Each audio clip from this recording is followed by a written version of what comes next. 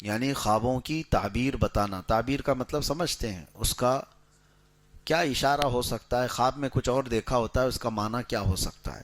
یہ باضابطہ پورا ایک علم ہے.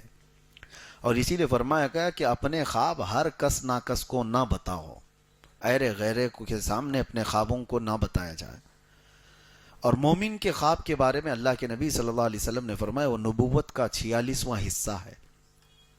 مطلب مومن کے اکثر خواب سچے ہوتے ہیں.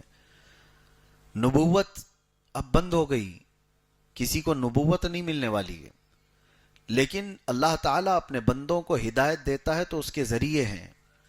تو یہ خواب جو ہے بندوں کو ہدایت دینے کا ایک راستہ ہے.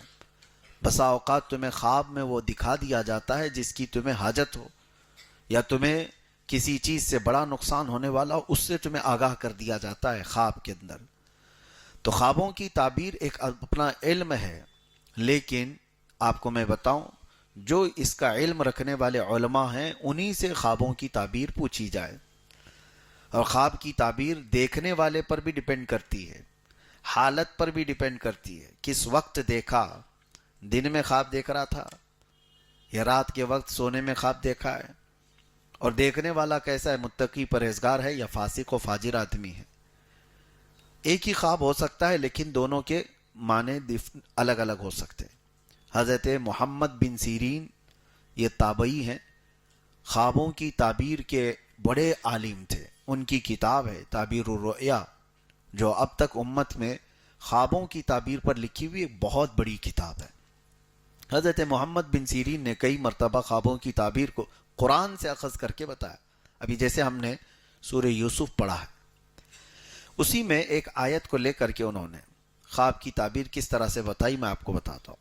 ایک شخص آیا اور اس نے کہا کہ میں نے کل خواب میں دیکھا کہ اذان دے رہا ہوں. اذان دے رہا ہوں یا اذان سن رہا ہوں؟ سنیے، خواب میں اگر اذان دے رہے ہیں یا سن رہے ہیں تو کیا تعبیر ہو سکتی ہے. تو آپ نے اس کے بیک گراؤنڈ کو چیک کیا اور معلوم کرایا کہ کیسا شخص ہے. یہ بتایا گیا کہ نماز روزے والا ہے، دیندار آدمی. تو آپ نے کہا مبارک ہو تجھے، تو عنقریب حج پہ جانے والا ہے. خواب میں اذان دیتے ہوئے سننا یا اذان خود دے رہا ہو تو اس کی تعبیر یہ ہے کہ وہ حج پر جائے گا. مجلس ختم نہیں ہوئی تھی کہ ایک اور شخص آیا اور اس نے کہا کہ میں نے خواب میں دیکھا ہے کہ اذان دے رہا ہوں یا اذان سن رہا ہوں. تو آپ نے اس کے متعلق معلوم کیا، خواب تو سیم تھا. تو معلوم کیا تو پتہ چلا کہ یہ جھوٹا آدمی ہے، فاسق و فاجر ہے، فلاں فلاں چیزوں میں مبتلا رہتا ہے. تو آپ نے کہا تو نے خواب میں اذان سنا، عنقریب تو چوری کے جرم میں پکڑا جائے گا. کتنی ڈیفرنٹ ہے، بہت زیادہ الگ ہے. دیکھا کچھ اور ہے اور اس کی تعبیر، اور دونوں کو انہوں نے قرآن کی آیت سے بتایا.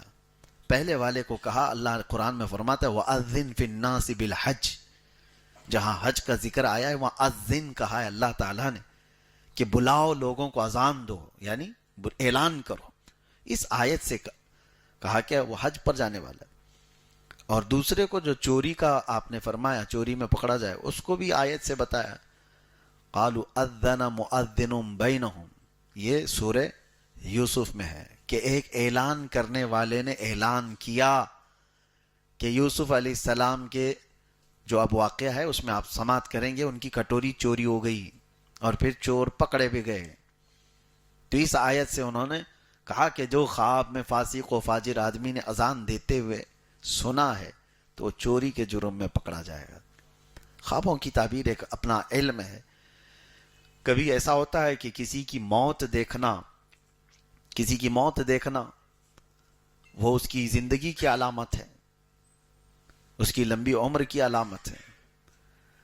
مجھے آج آپ کے سامنے میں شیئر کرتا ہوں خوابوں کی تعبیر، کیونکہ چلتے پھرتے رہتے ہیں تو وقت نہیں ملتا بہت ساری چیزوں کو دیکھنے کا، اور کبھی کبھار ایسا ہوتا ہے کہ خواب آدمی بھول جاتا ہے.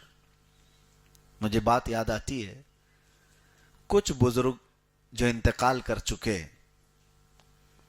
وہ اگر آئے ہیں ملاقات کرتے ہیں ہنسی خوشی بات چیت ہو رہی ہے، یہاں تک تو ٹھیک ہے، لیکن گلے ملتے ہیں، گلے ملتے ہیں جو انتقال کر چکے. ہم تو اچھا ہی سمجھتے ہیں، انتقال کیے ہوئے ہمارے باپ ہیں، چاچا ہیں، کوئی بھی ہیں. وہ تو مجھے کافی دنوں کے بعد میں خواب کی تعبیر دیکھا تو پتہ چلا کہ مرے ہوئے پرانے لوگ اگر گلے مل لیں تو اس کے جیل جانے کا اندیشہ ہے، اس کے جیل میں قید ہونے کا اندیشہ ہے. خوابوں کی تعبیر ایک بڑا علم ہے. اب آپ کو میں ایک بات بتاتا ہوں. خلیفہ ہارون رشید کی بیوی زبیدہ خاتون نے بھی ایک بار خواب دیکھا تھا، اور اتنا بھیانک خواب دیکھا تھا. یہ حضرت محمد بن سیرین کے حیات میں موجود تھیں، جب وہ تابعی خود موجود تھے، خوابوں کی تعبیر کے سب سے بڑے عالم ہیں. تو زبیدہ خاتون نے خواب یہ دیکھا کہ اجتماعی طور پر بہت سارے لوگ ان کی عزت لوٹ رہے ہیں، عصمت دری ہو رہی ہے. تو بہت سارے لوگ خواب میں کسی ایک عورت کی عزت لوٹ رہے ہوں تو کتنا بھیانک ہے، عورت تو ڈر جائے. بھیانک خواب ہے. صبح اٹھی تو پریشان ہوئی، کس سے خواب کی تعبیر پوچھوں. اس نے زبیدہ خاتون نے بتانے کو بھی شرم محسوس کیا کہ کیسے میں کسی کو بتا سکتی ہوں کہ خواب میں میرے سارے مرد حضرات عزت لوٹ رہے تھے. تو اپنی ایک خادمہ سے زبیدہ خاتون نے کہا کہ جاؤ حضرت سیدنا محمد بن سیرین کے پاس اور جا کر کے ان سے کہنا کہ تو نے خواب دیکھا.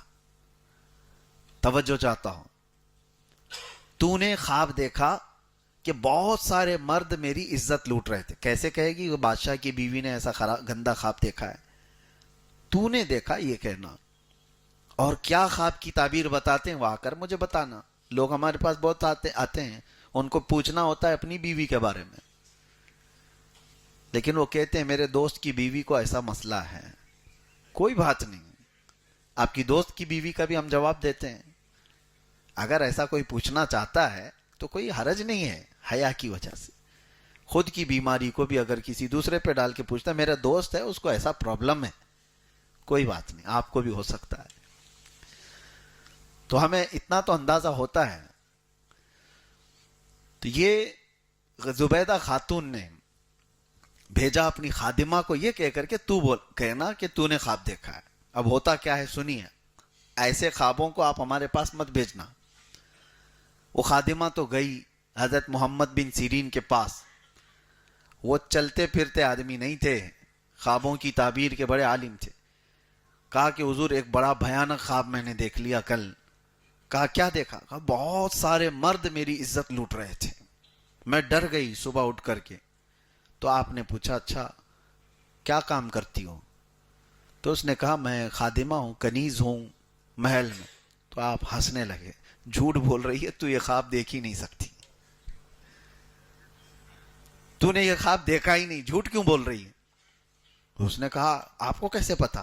کہا پتا ہے، تو خدمت کرنے والی باندی ہے اور یہ اس قسم کا خواب تو نہیں دیکھ سکتی. تو اس نے کہا اچھا چھوڑیے، کوئی بھی بات ہو، کوئی بھی دیکھا ہو. کہا کون دیکھا ہے بتاؤ. پھر اس خادمہ نے بتا دیا کہ خلیفہ ہارون رشید کی بیوی ملکہ زبیدہ نے خواب دیکھا. تو حضرت محمد بن سیرین نے کہا ڈرنے کی بات نہیں، جاؤ اس خواب کی تعبیر اتنی اچھی ہے کہ جا کر اپنی خاتون سے کہو عنقریب وہ ایک ایسا کام کرے گی جس سے پوری امت نفع اٹھائے گی، امت کا ایک بہت بڑا حصہ اس سے فائدہ اٹھائے گا. اور خواب کی تعبیر ہی ہے کہ حضرت زبیدہ خاتون حج پر آئیں، عرفات کے میدان میں دیکھا حاجیوں کو پیاس سے بلکتے ہوئے. انہوں نے وہیں پر یہ اللہ کی بارگاہ میں عہد کیا کہ مولا تیرے مہمانوں کو پانی پلانے کا میں انتظام کروں گی. اور اس کے بعد زبیدہ خاتون نے دریائے دجلہ بغداد سے لے کر عرفات کے میدان تک 1400 کلومیٹر کی نہر بنائی، اور وہاں سے جب پانی چھوڑا تو میدان عرفات تک پانی آ گیا، اور ایک دو نہیں 1200 سال تک حاجی لوگ اس سے پانی پیتے رہے. اس خواب کی تعبیر تھی یہ. 1200 سال تک لوگ اس سے نفع اٹھاتے رہے چلچلاتی ہوئی دھوپ میں. اس کے علاوہ پانی کا کوئی وہاں پر ذریعہ نہیں تھا. اب جا کر کے وہ بند ہو گیا جب سعودی حکومت آئی، لیکن اس کی باقیات آج بھی موجود ہیں. آج بھی وہ نہر اسی انداز سے حجاج کرام جو بھی جاتے ہیں زیارت کرتے ہیں وہ دیکھتے ہیں عرفات کے میدان سے مزدلفہ جانے کے وقت یہ نہر زبیدہ نظر آتی ہے آج بھی. اور حد تو یہ ہے کہ خلیفہ ہارون رشید نے ان سے پوچھا تھا کتنی لاگت آئی اتنی لمبی نہر بنانے میں. تو زبیدہ خاتون نے کیا کہا اپنے شوہر سے؟ کہا میں یہ قومی خزانے سے پیسے نہیں لی تھی, یہ میرے ذاتی خرچے کے پیسے تھے, اس سے میں نے بنوائے. قومی خزانے سے اگر بنائی ہوتی تو میں آپ کو حساب دیتی, یہ میرے ذاتی خرچوں سے میں نے بنایا, لہٰذا حساب میں آپ کو بھی نہیں دوں گی, قیامت کے دن صرف اللہ کے پاس ہوگا. آج تک کسی کو پتہ نہیں اس نہر میں کتنی لاگت آئی, کتنا پیسہ گیا, وہ اللہ والے لوگ تھے. تو بہرحال خواب کے سلسلے میں یہ بتا رہا تھا, اور یہ سورہ یوسف بھی شروع ہوتا ہے خواب سے ہی. میں نے کل ہی بتایا تھا حضرت یوسف علیہ السلام نے خواب میں کیا دیکھا تھا, کل کی اگر آپ کو تفسیر یاد ہو تو انہوں نے خواب میں کیا دیکھا تھا, 11 ستارے, ایک چاند اور ایک سورج ان کو سجدہ کر رہا. یہ خواب ذہن میں رہے. اور اس کے بعد کیا کیا ہو گیا یوسف علیہ السلام کے ساتھ, بھائیوں نے کنویں میں ڈال دیا, وہاں سے قافلہ اٹھا کر لایا بازار مصر میں, وہاں پر ان کو نیلام کیا گیا, پھر بیچ دیا گیا. عزیز مصر کے گھر آئے, زلیخا خاتون فدا ہوئی, الزام لگا, جیل گئے. جیل میں کتنے سال؟ 14 سال چلے گئے. اس کے بعد وہ وقت آیا جب بادشاہ نے بھی خواب دیکھا. دیکھیں خواب کے ارد گرد گھوم رہی ہے بات. اس زمانے کا جو بادشاہ تھا اس نے خواب دیکھا. وہ خواب کیا دیکھا؟ وقال الملك انی ارى 7 بقرات سمان یاکلهن 7 عجاف. وہ کہتا ہے کہ میں خواب میں دیکھا کہ 7 بھینسیں ہیں سوکھی ہوئی, و7 سنبلات خضر واخر یابسات, اور 7 سوکھے گھاس کی اور 7 اچھے والے اناج کی اوٹ دیکھا. ایک خواب ایسا تھا 7 بھینسیں ہیں اور اس میں 7, اس کو کیا کہتے ہیں, گھاس کا جو اوٹ بناتے ہیں کسان لوگ بناتے ہیں بیلوں کے چارے کے لیے, اور 7 ہرے گھاس کے اور 7 سوکھے گھاس کے. اس طرح سے اس نے دیکھا یہ 7 کا عدد کیا ہے. وہ پریشان ہوا. تو اس نے صبح اٹھ کر کے اپنے درباریوں سے پوچھا کہ کوئی ہے جو میرے خواب کی تعبیر بتائے. تو اس کے درباریوں میں وہ چھوٹا ہوا قیدی موجود تھا جس کے خواب کی تعبیر حضرت یوسف علیہ السلام نے جیل میں بتائی تھی, جو انگور کا رس نچوڑ رہا تھا. وہ آزاد بھی ہو گیا. اس نے کہا کہ ہاں مجھے ایک آدمی پتا ہے جو جیل کے اندر رہتا ہے, خوابوں کی سچی تعبیر بتاتا ہے. تو بادشاہ نے کہا اس کو لے آؤ. تب یوسف علیہ السلام کو جیل سے آزاد کر کے لایا گیا. یوسف افتنا فی 7 بقرات, یوسف ایھا الصدیق افتنا فی 7 بقرات. اب بادشاہ کہتا ہے اے یوسف میرے یہ 7 بھینسوں والے خواب کی تعبیر بتاؤ کیا ہوگا.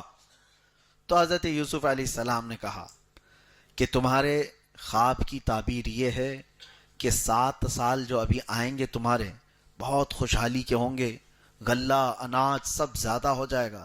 ثم یأتی بعد ذلك عام فیہ یغاث الناس وفیہ یعصرون. اس کے بعد پھر ایسا وقت آ جائے گا کہ لوگ جو ہے بھوکے اور پیاسے ہو جائیں گے, پوری زمین سوکھ جائے گی, اناج غلہ ختم ہو جائے گا, لوگ اپنے آپ کو بیچنے لگ جائیں گے, سب چیزیں اٹھا کر بیچ دیں گے. تو کیا کرنا چاہیے؟ تو بادشاہ سے یوسف علیہ السلام نے کہا یہ جو تمہارے اچھائی کے 7 سال ہیں یہ اس میں اناج اور غلہ خوب جمع کر لو, اور جب وہ برے دن آ جائیں یعنی بھوک و پیاس و شدت کے, اس وقت اپنی رعایا کو تم اناج تقسیم کرو. تو بادشاہ کو یہ خواب سمجھ آ گیا, یہ تعبیر سمجھ آ گئی, اور اس کے اعتبار سے بادشاہ نے اعلان کیا اور سارے غلے اناج جمع کیے جانے لگے.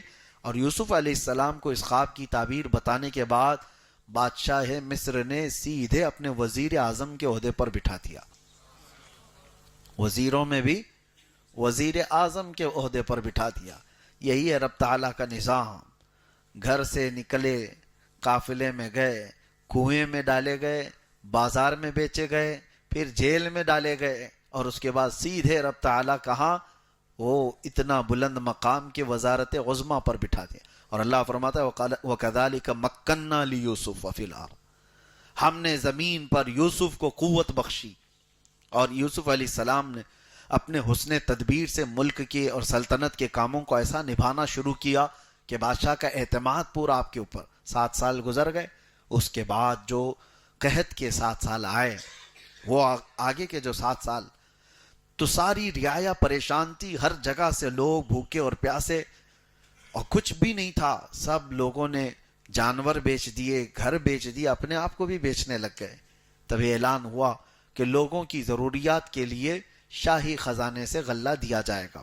جو جس گھر میں، اب راشن تقسیم ہوتا ہے، جس گھر میں جتنے لوگ ہیں اتنا راشن لے کے جاؤ. اعلان ہو گیا، ہر جگہ سے لوگ اناج غلہ لینے کے لیے آئے.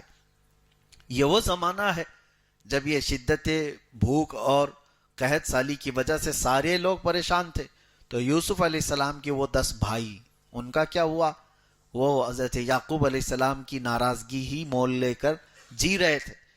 یعقوب علیہ السلام کا حال یہ تھا کہ اپنے بیٹے کی جدائی کے غم میں روتے روتے ان کی آنکھیں چلی گئی تھی. نبی تھے یعقوب علیہ السلام، لیکن یوسف علیہ السلام سے بے انتہا محبت کرتے تھے، اور اتنا غم تھا آپ کو کہ آپ کی بینائی چلی گئی.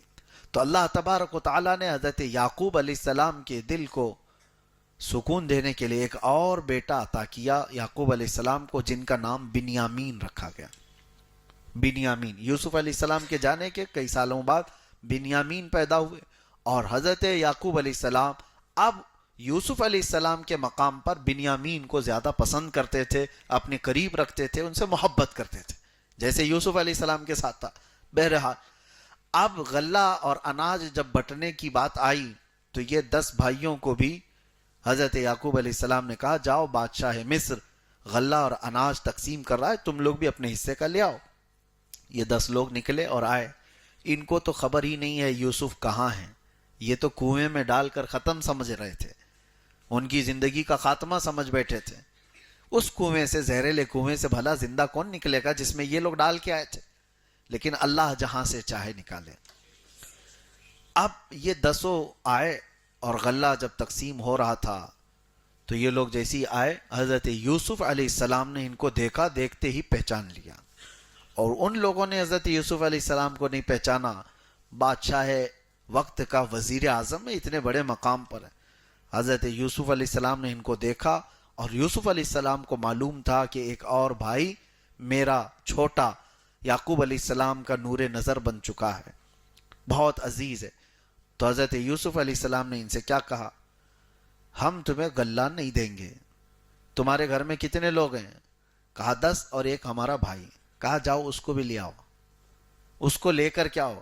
انہوں نے کہا نہیں، اس کو ہمارے ابا نہیں بھیجیں گے. کہا کیوں نہیں بھیجیں گے؟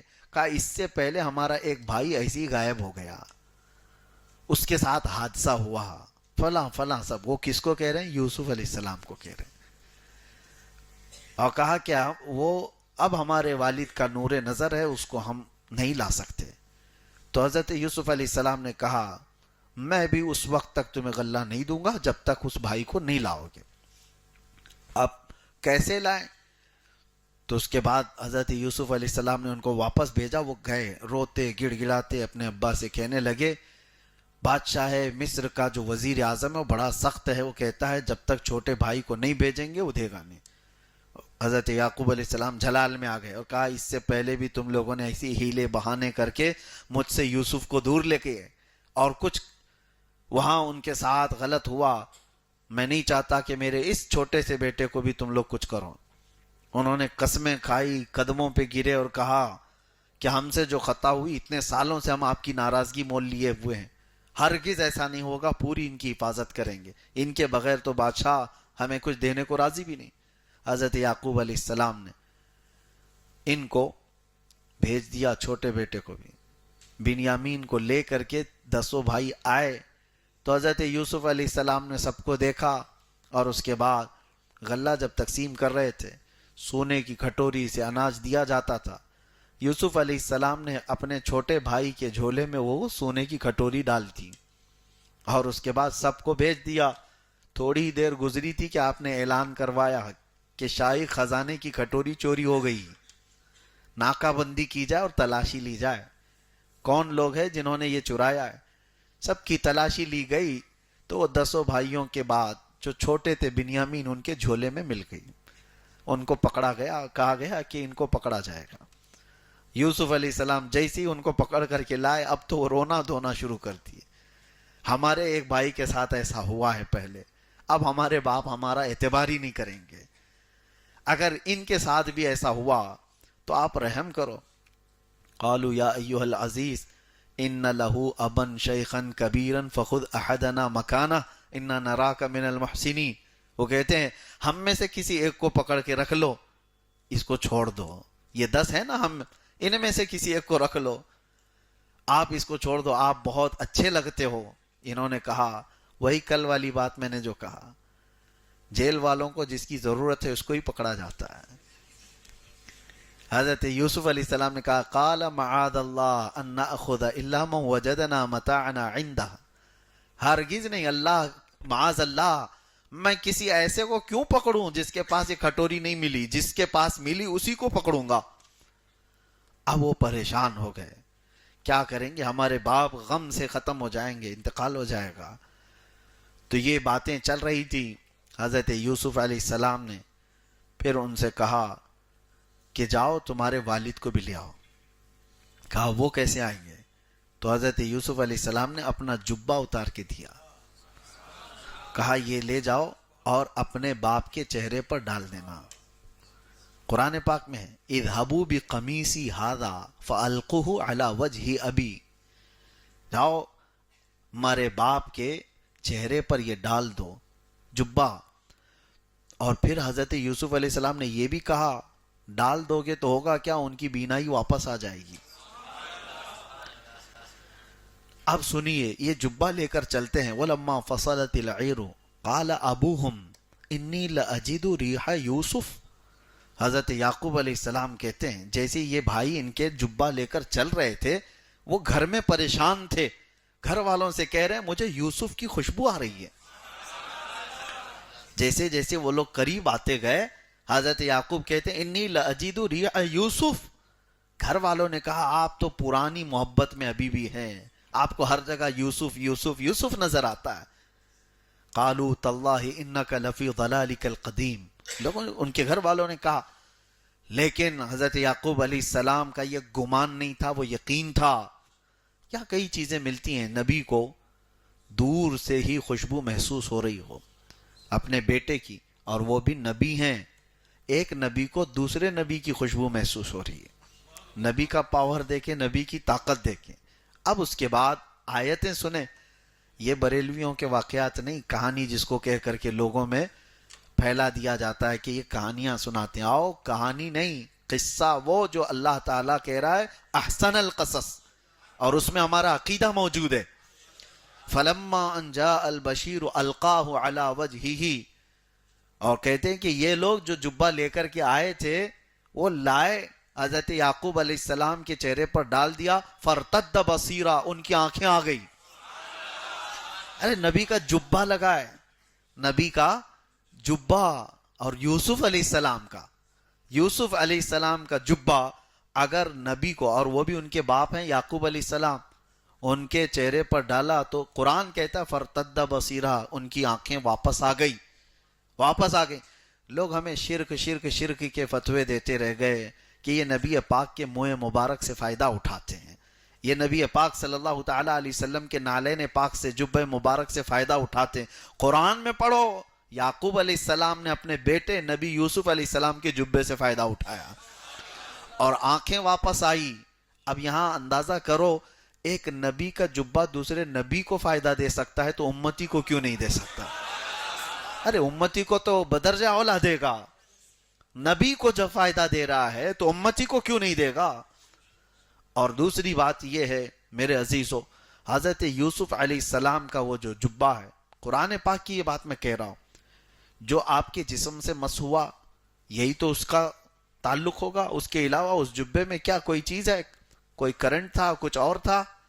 جسم پاک سے آپ کے مس تھا، یہی تو نسبتوں کے قائل سنی ہیں۔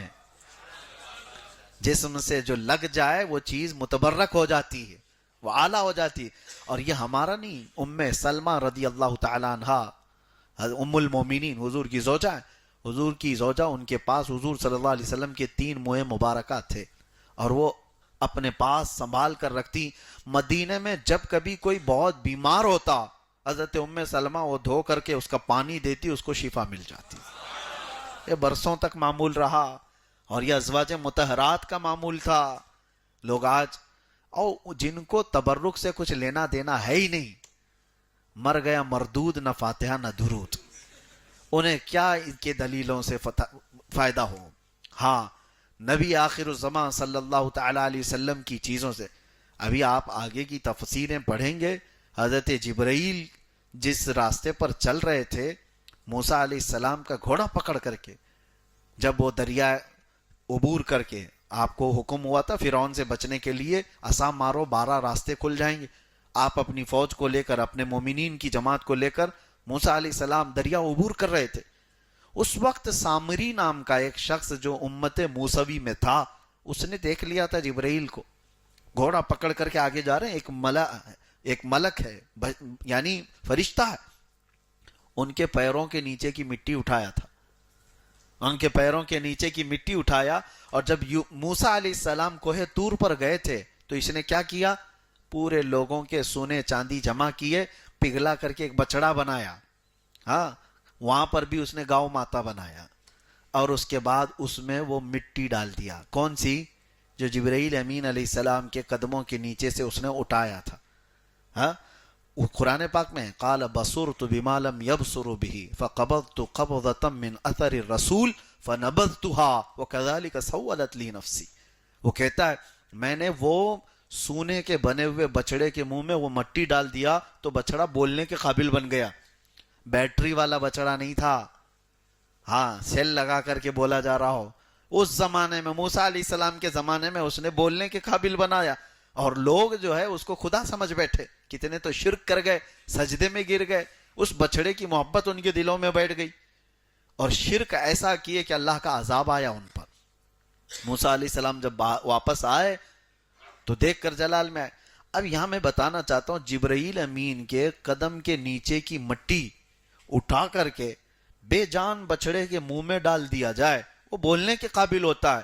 تو جہاں رحمت عالم صلی اللہ علیہ وسلم جس مدینے پہ چلے ہوں, کیا وہ مدینے کی مٹی کھا کے شفا نہیں ہوگی؟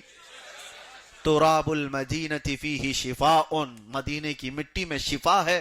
غبار المدینۃ فیہ شفاء, وہاں کی دھول میں بھی شفا ہے. صحابہ جب مدینہ طیبہ سے چلتے تھے تو اپنے چہروں پر لگی ہوئی دھول کو صاف نہیں کرتے, اکثر اس لیے کہ وہ جلد کے لیے شفا ہے. حضور پاک صلی اللہ علیہ وسلم کے قدم جہاں پر پڑے ہیں وہ شفا ہے. ہاں جو چیز مس ہوئی, یہ قرآن کے عقیدے کی بات میں بتا رہا ہوں. حضرت یوسف علیہ السلام کے والد آئے اور اب بینا تھے, اور یہ 10 بیٹے اور چھوٹے بیٹے 11 لوگ مل کر کے آئے.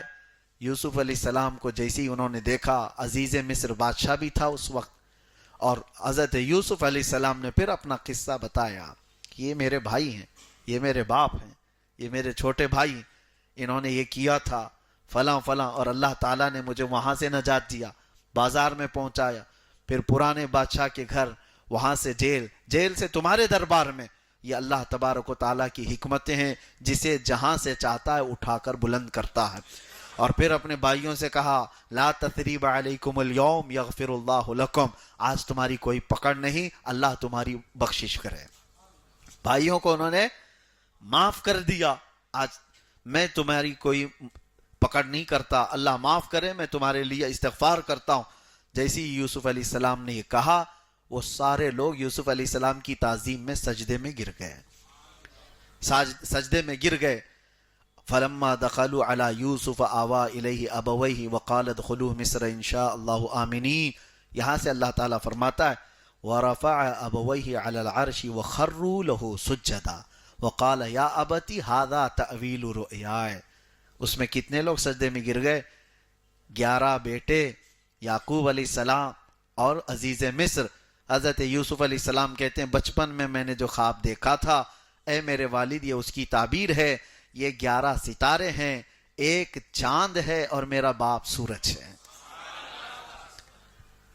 عزیز مصر بادشاہ اس کی مثال چاند ہے, اور یعقوب علیہ السلام وہ سورج کی مثل ہیں. اور سارے تعظیم میں جھک گئے, کس کے؟ یوسف علیہ السلام. تعظیم کا سجدہ جائز تھا, اس واقعے کو لے کر کے کوئی پیر صاحب پھر سجدہ نہ کرائیں. ہاں وہ تعظیم یعنی مذہب موسوی میں اور اس سے قبل کی مذاہب کی بات میں کر رہا ہوں. بہت ساری چیزیں شریعت میں تبدیلی آ گئی. یوسف علیہ السلام کی شریعت میں جائز تھا. اگر آپ ان کی شریعت میں ہو تو یہاں زندہ بھی نہیں رہنا چاہیے. یہ امت محمدیہ ہے, شریعت چلے گی تو میرے مصطفیٰ کی ہوگی. بہرحال حضرت یوسف علیہ السلام کا واقعہ یہاں پر تمام ہوا, اور اللہ تبارک و تعالیٰ نے ان بھائیوں کو جو معاف فرمایا, اس میں ایک بہت نفیس عمدہ نکتہ مفسر شہیر حکیم الامت بیان فرماتے احمد یار خان رحمۃ اللہ علیہ. دیکھیں توجہ, بھائی جو ہے اگر دیکھا جائے تو ایک نبی کے ساتھ انہوں نے بہت بڑا برا کام کیا ہے, نبی کو مارنے کا کام. اور نبی کے ساتھ جب کوئی اس طرح کی حرکت کرتا ہے تو معاف ہوتا نہیں. تاریخ کے اعتبار سے دیکھیں گے اگر آپ, معاف ہوتے نہیں وہ لوگ, نبی کو نقصان پہنچانے والے اس طرح کے. لیکن یہاں پر ان بھائیوں کو جو معاف کیا گیا اس کی ایک وجہ بتائی گئی. آپ سوچیں حضرت یوسف علیہ السلام کو انہوں نے کنویں میں جو ڈالا, وجہ کیا تھی ان کی, کس لیے وجہ کیا تھی؟ وہ چاہتے تھے کہ یعقوب علیہ السلام سے ہم قریب ہو جائیں, یعقوب علیہ السلام سے ہم. تو حضرت حکیم الامت فرماتے ہیں ان کا جو یہ گناہ تھا نا, وہ ایک نبی سے قریب ہونے کے لیے تھا. بات سمجھ میں آ رہی؟ انہوں نے جو یہ خطا کی ہے اپنے بھائی کے ساتھ, جب وہ ابھی نبی نہیں تھے, لیکن کیا بھی کیوں؟ ایک نبی سے قریب ہونے کے لیے, یعقوب علیہ السلام سے قریب ہونے کے لیے انہوں نے خطا کی تھی. تو اللہ تبارک و تعالیٰ اپنے نبی کے لیے کرنے والی کوئی خطا کو معاف کر دیتا ہے. یہ حکیم الامت بیان فرماتے ہیں نبی کیا قرب حاصل کرنے کے لیے, نبی کی محبت حاصل کرنے کے لیے ہو گئی ان سے خطا جان بوجھ کے, اب نہیں کرنا چاہیے لیکن ہوئی ہے خطا, تو اللہ تعالیٰ اس کو معاف فرما دیتا ہے. اسی لیے میرے عزیزو, نبی کے لیے جو جو چیزیں کی جاتی ہیں نا وہ نشانی بن جاتی ہیں. اسی طرح سے آج بھی ہاجرہ, سیدہ ہاجرہ کا دوڑنا یہ نشانی کیوں بن گیا؟ پانی پلانے کے لیے اپنے بیٹے کے لیے وہ دوڑتی رہیں, پانی تو ان کو ملا نہیں, اللہ تعالیٰ نے اسماعیل علیہ السلام کے قدموں کے نیچے سے پانی ظاہر کر دیا. لیکن ان کا دوڑنا عبادت کیوں ہو گیا؟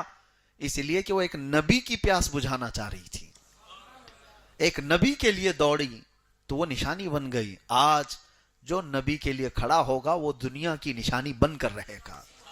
جو نبی کی محبت میں کھڑا ہو اللہ تبارک و تعالیٰ اسے نشانی بنا دیتا ہے.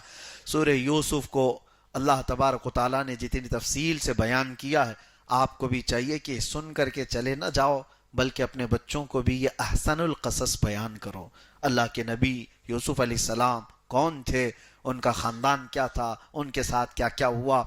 بعد کی بہت سارے الحاقات بھی ہیں, قرآن میں جتنا آیا میں نے آج بیان کر دیا. اور بھی کچھ بہت ساری چیزیں حضرت زلیخا کے بارے میں بہت ساری روایات آئی ہیں کہ یوسف علیہ السلام سے پھر ان کی ملاقات ہوئی, بعد میں انہوں نے یوسف علیہ السلام کو معاف بھی کیا, ان کی عمر بھی زیادہ ہو گئی تھی. پھر اللہ تبارک و تعالیٰ نے یوسف علیہ السلام کی دعا سے ان کو جوانی بھی دی اور پھر انہوں نے نکاح بھی کیا.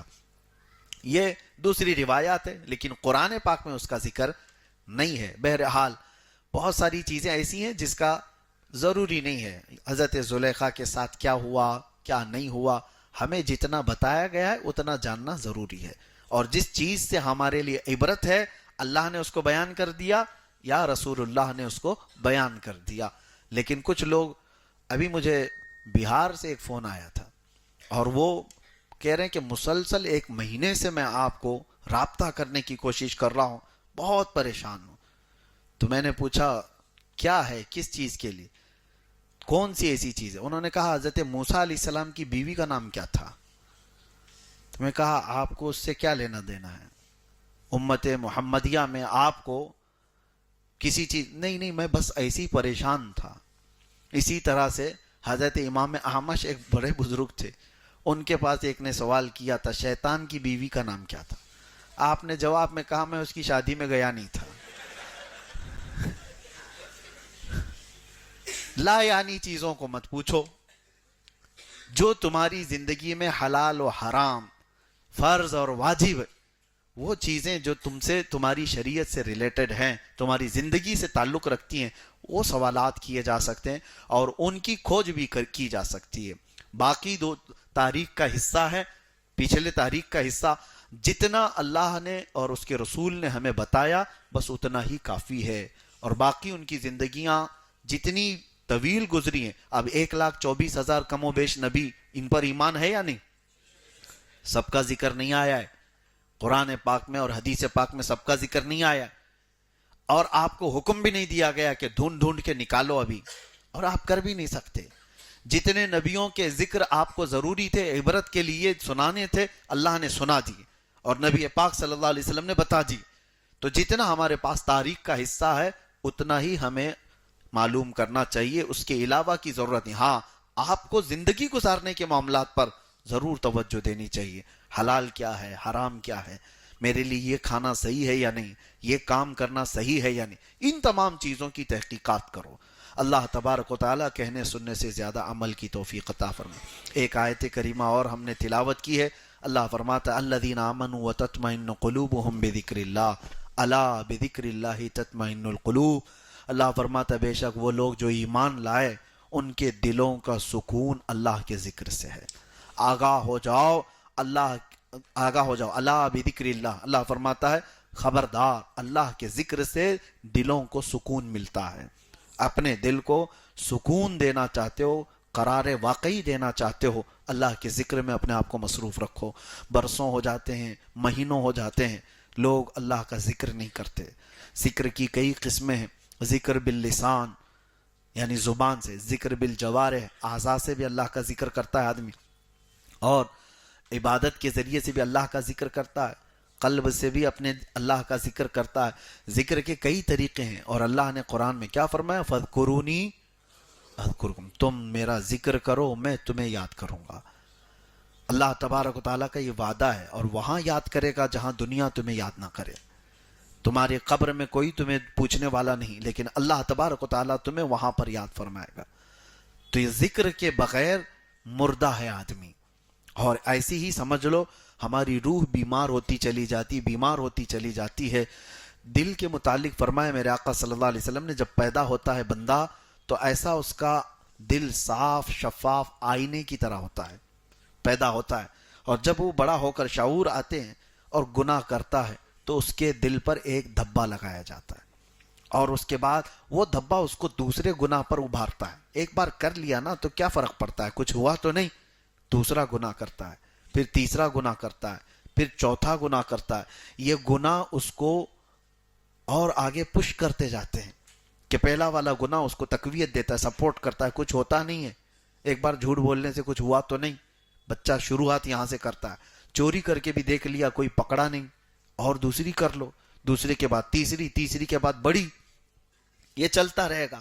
اور میرے آقا صلی اللہ علیہ وسلم فرماتے ہیں ایک وقت ایسا آ جاتا ہے اس کے دل پر کالے نقطے بیٹھتے بیٹھتے پورا دل کالا ہو جاتا ہے، اور دل جب کالا ہو جاتا ہے تو پھر اس کو نہ عبادتوں میں دل لگتا ہے، نہ قرآن پڑھ سکتا ہے، نہ زیادہ دیر تک مسجد میں بیٹھ پاتا ہے، نہ غربا و مساکین کو خیرات کر پاتا ہے، نہ اس کو آیات عذاب ہلا پاتے ہیں، نہ آیات قبر۔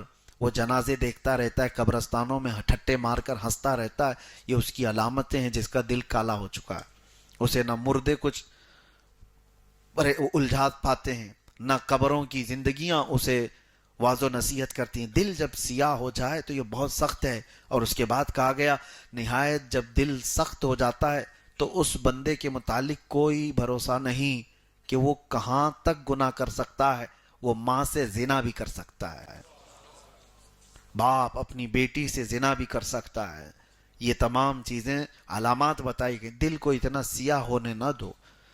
کب ہوتا ہے یہ گناہ کرتے کرتے جب اس کا علاج ہی نہیں کرتا کوئی بندہ۔ اب اس کا علاج کیا ہے؟ قرآن کہتا ہے دل کو پاک کرنا ہو تو اللہ کا ذکر کرو۔ جب جب تم ذکر الہی کرو گے یہ میل چھٹتا جاتا ہے، دل کے اوپر سے نکلتا جاتا ہے۔ اور یہی تو بات ہے کہ اولیاء کاملین ان کا دل پاک ہوتا تھا، تمہارے جاتے ہی وہ تمہارے حالات کو دیکھ لیتے تھے۔ کیوں؟ ان کا دل آئینہ ہے، تم جو سوچ کر کے آئے ان کے آئینے میں چھپ جاتی تھی باتیں۔ ساری چیزیں، سامنے والا کیا سوچ کر کے آ رہا ہے، اس کے دل میں کیا چل رہا ہے، یہ اس ولی پاک کے دل پر چھپ جاتی. کیوں؟ پاک ہے دل. اور جب پاک دل جس طرف بھی گھومتا ہے وہ لوگوں کو چمکا کے جاتا ہے. مولانا روم رحمت اللہ علیہ فرماتے شیشے کا ایک ٹکڑا دن کے وقت لے لو اور اس کو دیواروں پہ جس طرف بھی سورج کو دکھا کر کے اجالا کرو گے تو دیواروں پر بھی یہ شیشے کی روشنی جائے گی کہ نہیں جائے گی؟ حالانکہ وہ لائٹ نہیں ہے، اس میں بیٹری نہیں ہے، لیکن دھوپ کی وجہ سے تمہارے ہاتھ کا شیشہ چمکتا ہے. جدھر بھی تم کرو گے، دیوار پہ، کسی کے منہ پہ، کہیں پر بھی. بچپن میں ہم کھیلتے تھے تو یہ شیشے کی روشنی ریفلیکٹ ہوتی ہے اور دوسری جگہ جا کر کے پڑتی ہے. مولانا روم رحمت اللہ علیہ فرماتے ہیں بندے دیکھ، یہ شیشے کی اصلی روشنی نہیں، یہ سورج کی روشنی ہے. اس لیے اس سے آ کر کے تیرے دیوار کو، تیرے چہرے کو چمکا رہی ہے کہ شیشہ صاف ہے. وہی تو کوئلہ لے کر کھڑا ہو جا اور سورج کی روشنی اس پر جتنی بھی پڑے تو جدھر بھی گھما کوئی روشنی نہیں ہوگی. شیشے کے ذریعے سے سب جگہ تو روشن کرتا ہے. یہی اولیاء اکرام کی مثال ہے کہ ان کا دل پاک ہوتا ہے تو آفتاب رسالت سے سیدھے روشنی پڑتی ہے. میرے آقا صلی اللہ تعالی علیہ وسلم کے نور کی سیدھے روشنی ان کے دل پر پڑتی ہے اور پھر وہ جس طرف بھی رخ کرتے ہیں ہزاروں کو چمکا کر کے چلے جاتے ہیں. اولیاء کاملین کا دل پاک ہوتا ہے تو ان کی روشنیاں دوسروں پر پڑتی ہیں، لیکن اگر سامنے والا کے بھی دل پاک ہو جائے تو پھر یہ روشنی آگے نور نالا نور نالا نور ہوتی چلی جائے. اللہ تبارک و تعالی ہمارے قلوب کو منور و مجلہ رکھے، ہمارے دلوں کو پاکیزہ اور طہارت عطا فرمائے. میرے آقا صلی اللہ تعالی علیہ وسلم کا نور اور ان کی روشنیاں ہمارے دل کا سرور بنائے. وآخر دعوانا ان الحمدللہ رب العالمین. السلام.